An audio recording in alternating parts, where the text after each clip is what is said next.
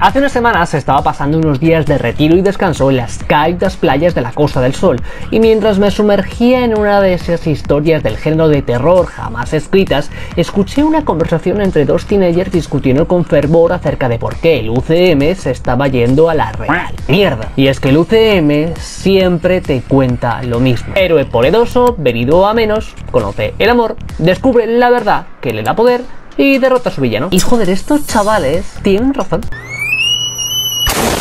Pero, ¿qué tiene que ver esto con Marvel's Spider-Man? Absolutamente todo. De hecho, esos chavales de la Costa del Sol, gracias, porque este vídeo va por vosotros.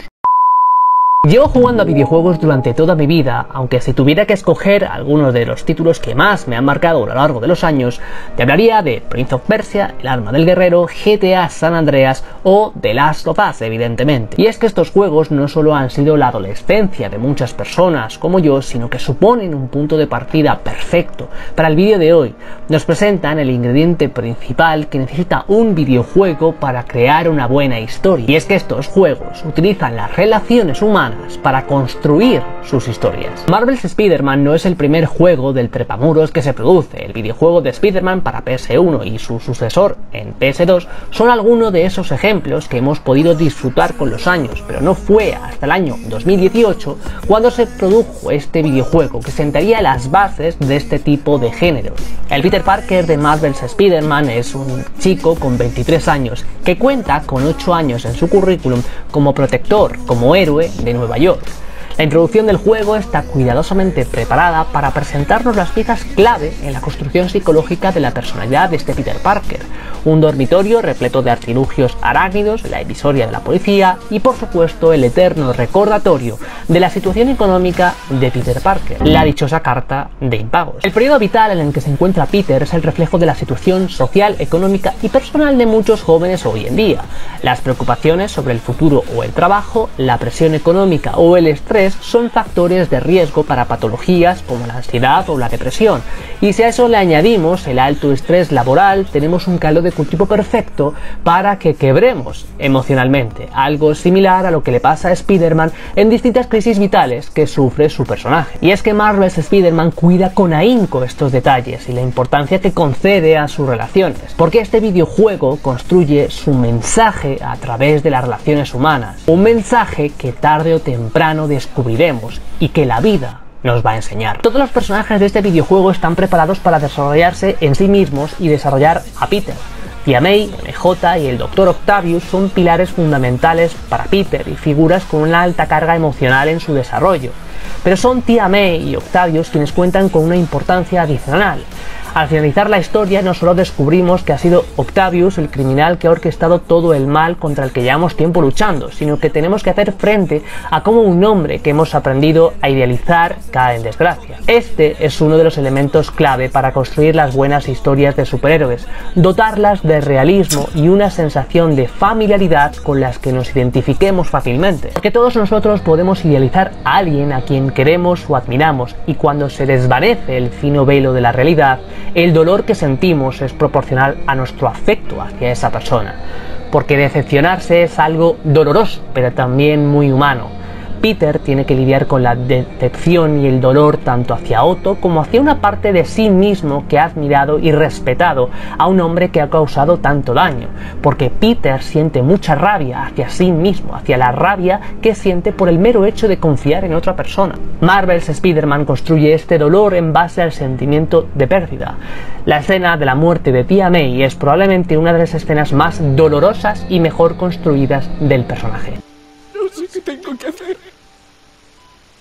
Sí, lo sabes. Y es que la muerte de Tía May supone hacer frente a dos realidades. Con la muerte de su tía, las creencias de Peter se reafirmarán más y generarán más y más dolor.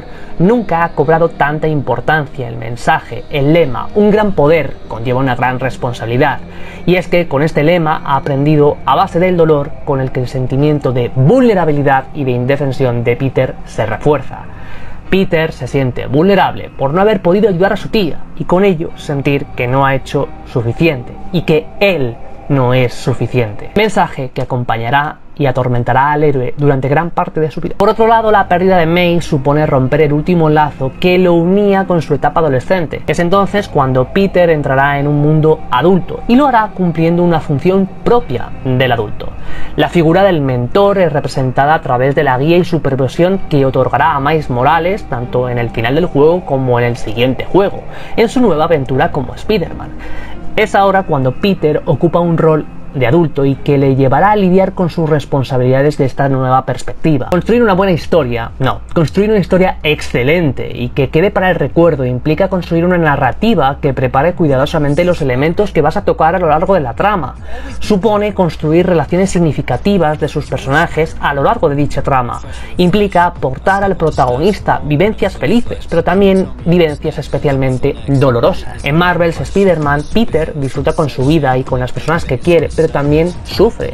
Sufre por la pérdida de May, por la caída de Otto, tiene problemas constantes con MJ y está permanentemente estresado por tratar de llegar a todo, algo que podemos notar en las misiones del juego. Construir una historia excelente implica aportar sensaciones de realismo y dolor a la trama. Supone añadir pérdidas, sufrimiento, dolor, algo con lo que todos nos podamos llegar a sentir identificados en algún momento de nuestra vida. Pero sobre todo implica añadir de manera implícita la forma, la herramienta, el camino de cómo continuar. Todos en algún momento de nuestra vida hemos sido presas del pánico, del dolor y del sufrimiento. Nos hemos sentido perdidos y sin saber cómo avanzar en ese momento tan duro de nuestras vidas. Marvel's Spider-Man nos recuerda que pese al dolor, siempre hay un porqué. Siempre podemos encontrar la forma de continuar a pesar de todo el sufrimiento acumulado. Siempre podemos encontrar nuestro poder en tareas o propósitos que sean nuestra responsabilidad. Porque Peter tiene un motivo por el que continuar. Él quiere hacerlo por honrar la figura de aquellos a los que quiere y ha querido, pero porque también está convencido de que eso es lo correcto. Encontrar tu camino, tu propósito y tener claro tus convicciones y creencias facilitará esa tarea. Le dará un sentido y un orden al proceso traumático que has vivido o estás viviendo y nos dará las herramientas que en ese momento necesitamos para poder continuar. Y ahora algunas curiosidades psicológicas del juego. Uno de los trofeos del juego lo obtenemos cuando visitamos la tumba del tío Ben. Todos recordamos la frase, un gran poder conlleva una gran responsabilidad. Pero si te visitamos su tumba, Speedy se acordará de su tío y le dirá que sigue esforzándose por hacerle sentir orgulloso. Un trofeo para recordarnos que parte de la personalidad del trepamuros gira y girará siempre en torno a la figura del tío Ben. Te echo de menos. Hago lo que puedo para que estés orgulloso. Spider-Man, como yo, es un tremendo fanático de Rocky.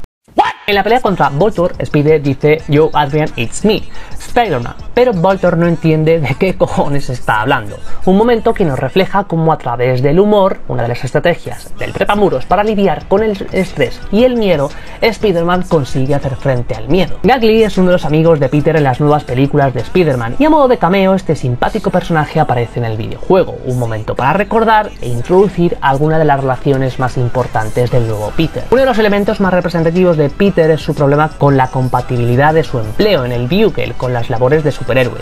Insomniac apostó en Marvel's Spider-Man por un nuevo Peter, un chico que ha abandonado su anterior empleo para apostar por su trabajo como científico, explotando más las cualidades y atributos intelectuales en la construcción de su personaje, algo que podemos disfrutar a lo largo de todo el juego. En una escena post-créditos podemos ver a Norman y Harry Osborn, el cual nunca ha salido de viaje evidentemente, sino que está siendo tratado de su enfermedad por su padre en un ambiente acuoso y con una sustancia que parece ser sospechosamente un simbionte. Un elemento representativo más de la importancia que da este juego a las relaciones, a la pérdida y al duelo en este videojuego, ya que cuando investigamos la casa de Harry y Norman podemos descubrir más acerca del pasado familiar. Why didn't you tell us you were sick? En el museo de Mary Jane encuentra un violonchelo llamado Vanessa. Se trata de una referencia a Vanessa Fisk, la esposa de Wilson Fisk, y figura de tremenda importancia para este personaje, siendo esta la responsable de que el magnate villano dejara la vía delictiva durante una gran parte de su vida y que, cuando ésta murió, supuso el mayor evento traumático en la vida de Wilson Fisk. Pero como toda historia que merece la pena recordarse, siempre hay una buena segunda parte, y es por eso que espero mucho de Marvel's Spider-Man 2. Una etapa en la que podamos descubrir qué pasó con Harry y donde la épica rivalidad entre Venom y Spider-Man cobre un nuevo protagonismo.